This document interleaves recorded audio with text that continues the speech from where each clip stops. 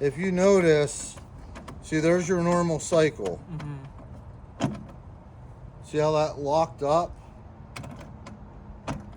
Okay. If you, that locked up, then it'll float the front bucket. You won't be putting down pressure on. So it'll scrape the So floor. it'll just go with the contour of whatever you're doing. It's more like a plow. Yeah, exactly. Yeah, you're not putting down pressure on. It'll just kind of go with. Like basically like a neutral. So basically, Yeah, exactly. Yeah. this is just the plow, right? That's your float there. That's the Yep. float. Yep. Uh-huh. And then, like I said, your normal. That's So all if you I'm have to going move over it. concrete and I don't want it to scrape, No, just put it down. just put it out and then release. That'll lift it up. Yeah, you just do it And then until it'll you're, release at the position I want. it'll stay where you're I at. see. Yep. Yep. So if you want to, if you're just driving around, you'll probably have it something like that. You just drive around. If you want to go higher, you just go higher. And if you want to come down, you just. Now this takes a little getting used to because it's sensitive. You know, if you go all the way, it's going to go fast. So, you know what I mean? Like, it can go pretty quick, but you don't have to. You can manipulate it to go slow.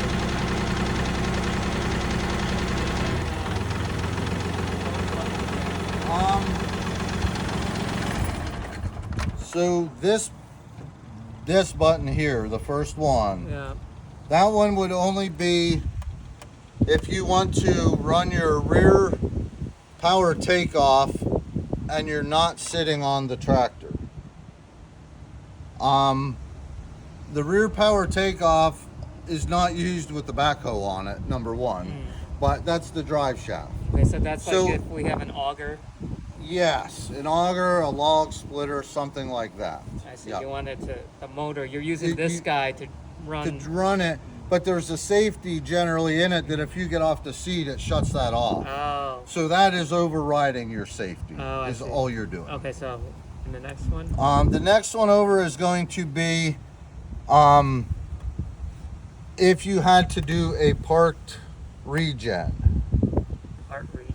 Parked regen. So what that means is, in very rare instances, sometimes the natural regeneration won't do what it needs to do. So it doesn't happen very often, and sometimes it never does. But sometimes you would have to actually stop the tractor, put it in neutral, and make sure this is not on, which is your rear PTO, and make sure, like I said, it's the parking brake is on and the transmission's in neutral. And then when you started the tractor, it would put that yellow light on there again and automatically rev up on its own. So it would just start revving up to full RPMs, and after 10 to 20 minutes, give or take, it'll naturally come back down to idle and that light will go off. That means it's doing its own thing. But 9 out of 10, you can do that while it's working. You don't have to do a parked one. It's very, Well, so this is parked regen. Yeah. Parked regen. yeah. But I only do that if that light turns on, right? Yeah, and like I said, if you see the yellow light, And the yellow It's- light will say regen. it won't say regen. There's different symbols that it'll show you over there, I see. and then it'll make a beep noise too. Like I said, the best thing to do, just so you're prepared, Yeah. is to read the manual. Okay. Because when it does happen, that way you're not going, oh geez, I don't think none of what's us read that? manuals. I know, I don't, but it's easy for me to say it, but I don't do it. You got that right. So, None of us okay, are so, reading manuals. so if you look over here and the sun's in the way, Uh-huh. you'll see I'm gonna turn the switch on. And that's one of the lights you'll see, the puff looking one. And then the one right here with the arrow that says N/MIN, that would be the one that you saw if you're running it, but it wants you to run it wide open. So if you saw the one with the arrow come on, what you want to do not shut the tractor off. Just take this and bump it all the way up and let it run wide open until that light goes out. So that light comes on when you're idling at low RPM too long? Only if it needs to regen. Oh. Because when it regens, essentially it just gets very hot. It burns off that particulate. So you have to be at maximum RPMs for it to get its maximum heat. I see. It's not. It sounds complicated, but it's really not. You know what I mean? Like once you go through it a time or two, it's no big deal. Mm-hmm. And then what is this thing here? This? Yeah. That is just a symbol to explain what this does. Okay. So down is lift up your bucket, I see. and then that's your, like your curls on everything that I did. But this is just a display of what this does. I see.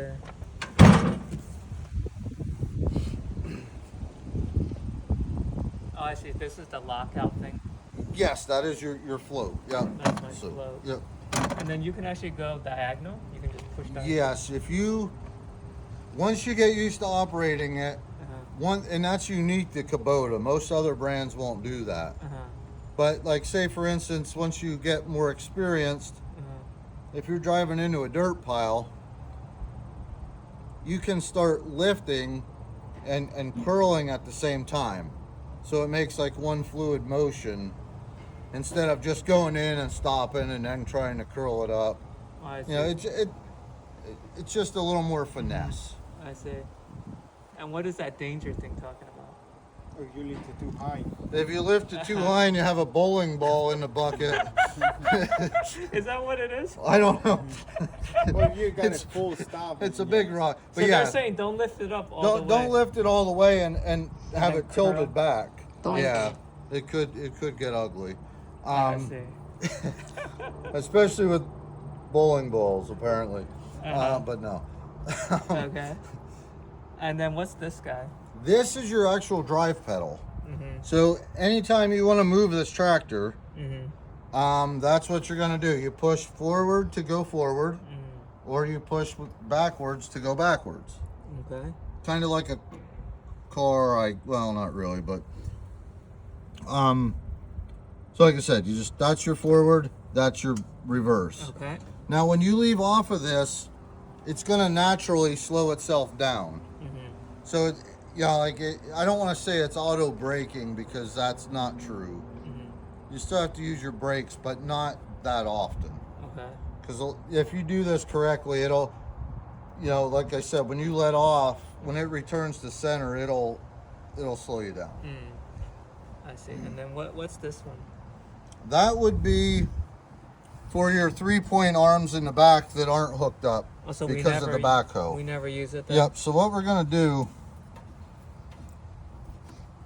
just to make sure, this is just a stopper. Okay, you can set that wherever you want, but we're gonna set it right against the lever for now, till you get more familiar. But that way, that's not gonna move. But technically, nothing's connected, so why? It's not gonna hurt anything. Nothing, right? But it can come down into them hoses if you look. What hose? Oh, these guys. It can go all the way down to this one. It could, yeah. Oh, so if I move this to number 1, it'll drop all the way down. It'll come down farther than I feel comfortable. You know what I mean? Like, I see. it's not gonna harm anything, but it's best just to leave them up if you can. Got it. Okay. And what's this thing? Just a cup holder? That's a cup holder, yeah. Okay. This is Only their 4 beers a day on this, okay? rear PTO. I'm not gonna wear unless I have an auger or a wood chipper. Anything that that spinning. you have hooked to it, yeah, Okay. a mower, something like that. What about this thing? That's your ejector seat switch. No. He's like, This is, you turn this clockwise for fat guys like me. Yeah. So when you get on the seat, if it scrunches down too far, you turn it clockwise to make it stiffer, Yeah. or counterclockwise if you're lighter. Wait, so go clockwise. Let me see what happens. Well, you have to be sitting on it. I see. It kinda says to- suspension. Yep, that's your suspension setting. All right, suspension. I Yep, got that's it. your stiffness for your suspension. And then Now- what's this button here? Hidden under here, that is going to be a relief valve, yet again for your 3-point arms. Oh, So if you had, say you had something heavy on the back, yeah. 3-point arms only lift up. They don't have down pressure. So what that does is control the speed at what your implement would come down when you move this, Oh, based on the weight of what you're doing. interesting. Okay. So there again, you're not going to use it at this time. What about this thing? That's your seat adjuster for your back and forth. But where's the switch to adjust it? You just go like that. And that'll move the seat? Yep. Push it, right? Push. There you go. That's it? That's it. Well, you can go forward. Yeah, you can go Uh-huh. a little further. Right. It's new yet, so you have all the paint on it. It don't slide as easy. Uh-huh. But, Okay. now, a very important one is right here. Yeah. This is going to be your hydraulic fluid check. Uh-huh. And how do we check? As long as you have fluid between here and here. And where's the fluid now? Currently, it's right there. Hey, we're low, no? No, because generally you want to check it with your 3-point arms down. So you're right on the money there. As long as you're within the low and the high, you're good. But keep in mind, if you had this loader up or different, that's pulling extra hydraulic fluid. So it's going to read different if you don't check it the same way every time. I see. Same thing with the backhoe. Generally, you would do that with it on, I mean, you can do it this way. Just whichever way you check it, you want to do that consistent. And how often do we have to check?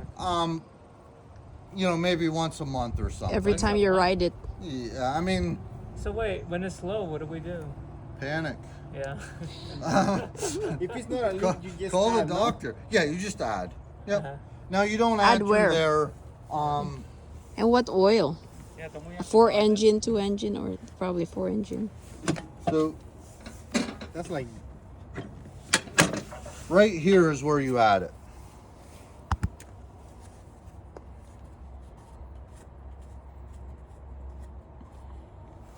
Right in there. So in a year, how many times do we have to add? 'Cause it's a Probably closed- 0. Zero, right? It's a closed Yeah. system. Yep. You So if shouldn't we have to. to add, we should bring this for service, right? that's when they Yeah. replace it, right? Yeah. Yep. And you don't replace it for like every 400 hours, so it lasts a long time. Okay, so if it's low, I should just call for service. I mean, if it's slightly low, don't freak out, because sometimes, like say for instance, you take the backhoe off, you're gonna lose a little fluid. You know what I mean? So, I see. it's not abnormal to lose a little bit, but I mean, if you're adding to it on a regular basis, you have a problem. 9 out of 10, you probably have a leak at that point. But, like I said, it's nothing to get overly worked up about. You just don't want to run it too low, because that's what's driving your transmission, your rear axles, everything. That's a very important one. Oh, so they use the same. That fluid is being used for the. It's being used for the backhoe, for the loader, for the transmission, everything. To run everything. right? Yes, Not the engine. not engine. But that's very important. You know what I mean? If you let that go too low, you can mess up a lot of stuff. So there again, periodically check it. It's very rare that it'll be low, but it doesn't hurt. It takes 2 seconds to look at it. You know, it's right between your feet. So What oil do we use? on this, the hydraulic fluid will be Kubota Super UDT2. Is that long enough? It would be So nice if Super you write it down. UDT2. Engine oil, we recommend 10W30. A diesel rated oil. Kubota, we sell Kubota obviously, but you can run other brands as long as it's rated for diesel use. Okay. Ours is like $7 a quart. I use ours, you know, but Right. I'm not telling you have to. Some people run like Shell Rotella, As long as it's a diesel rated oil, you'll be fine. But we do run 10W30 because of running it in the winter time. It's easier on it than heavier weight oils. So a lot of people will tell you 15W40 in a diesel, and that is true. But for the colder weather, the 10W30 is better for lubrication purposes. So there again, that's what we recommend And this is just the lock for this thing? for this. So Yep. just pull it. Yep. And this, That's only honestly like if there was kids messing around with it, you know what I mean? It just keeps it from moving around. so don't touch that. Yeah, you can. Alright, so that's that, this. This is the engine oil. Nope, this is your fuel. Oh, this is the fuel. Yep, that's your diesel. Okay. That's where you're gonna add that. And how many gallons do we add? Oh boy. Till it comes out the top. Then you know it's full. Alright. I forget exactly. I want to say it's a little right around 8 gallons, but I will look that up because I don't want to give you the wrong information. I see. Okay. Every tank is different, and it's hard for me to remember every one. So Alright, so this is our fuel. that's your fuel. This is our spark plugs. Nope, you don't have them on a diesel. No? No. So what's this? This is your hydraulic couplers. So all they are is what connects the loader, this guy, to this to make Oh, it to go make up and this down. go up and down. Yep. Okay. Yep. Now your oil filter will be right here. The engine oil filter. And we don't have to touch that, right? No, That's- we'll. You guys will do Yep, that. we'll service it, but just in case, the oil filter's right here. To open the hood while we're here, it's just this little hook right here. So you pull that down. And I wanted to do that beforehand. But So to open it, you grab this and you just pull that out, and that'll move forward. Then you pull that guy. and what do we have to do here? Anything? Not a whole lot. One thing that you do want to keep an eye on is the air cleaner once in a while. There again, if you're not running in a lot of dust and dirt, we will check that when we service it. But if you're running in an extreme amount of dirt, you can check that yourself. Oh, sorry. How Okay. do you open it? Just turn it.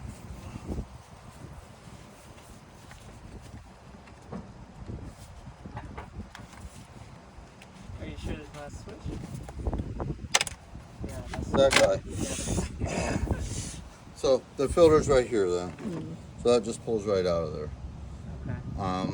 Like I said, if you're not operating in extremely dirty areas, it's not the end of the world, but it doesn't hurt to check it once in a while either. And that's just like a car filter. You just Blow it load out. and then If you blow it out though, just make sure you don't get crazy with the air pressure that you tear it. Because if you tear it, then you're defeating the purpose. And then there are screens in here. See this screen? You don't want to get that blocked up so the engine overheats. Now you'll have a gauge, you know, on the dash of your tractor for cold and hot. If it starts getting to hot, you have an issue. But these these screens are a good idea to keep clean. So how do we take them out? It'll slide out. That side's a little easier, but these are just the retainers here to keep it from coming out. And see how it just, like if you lift that spring up over there, it'll slide right out of Can there. you? What about on this side then? It can come out of this side, but it's easier from that side. There you go. See? Super That's easy. a I see. filter. So don't take it out from the left side. It's a Like lot a easier. furnace. Right, Mm. yeah. That's pretty easy, right? So, batteries right there if you'd ever have a battery problem. Kubota batteries are known to last a long time. Do we have to prolong the unused? We have to detach. There's not really a lot of draw on them. Okay. So unless it's for a really long time, like months and months at a time, I wouldn't worry about it. Okay. If you do it's nice and easy. You know, you'll just loosen that one, and you can just Okay. unhook it if you'd like. Okay. One thing I'll show you, because I know it was a concern